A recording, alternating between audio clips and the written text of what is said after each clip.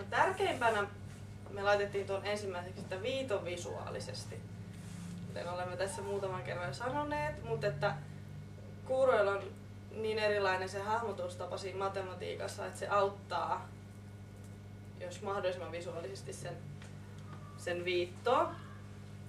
Ja aikaisemmin ajateltiin, että jos osaa kaikkien matemaattisten merkkien viittomat, niin osaa tulkata, mutta se ei ole niin, vaan se pitää osata ajatella ihan eri tavalla. Et ei auta, että vaan ne merkit viittoo ja se on sit siinä.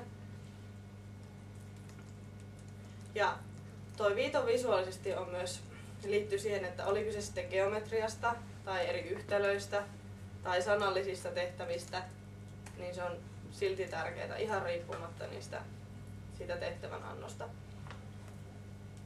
Ja varsinkin matemaattisissa aineissa se tulkin asiantuntemus korostuu.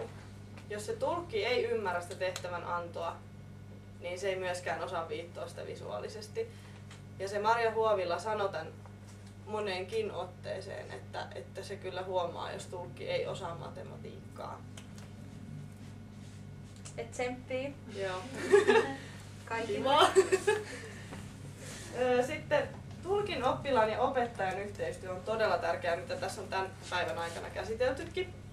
Mutta tulkin on hyvä kysyä ennen tuntia, että miten se opettaja työskentelee, onko se paljon taululla vai näyttääkö se paperilta vai onko sillä paljon henkilökohtaista opetusta. Ja kannattaa toki myös kysyä, että onko sillä kokemusta tulkin käytöstä ja sopia yhteisistä työskentelytavoista.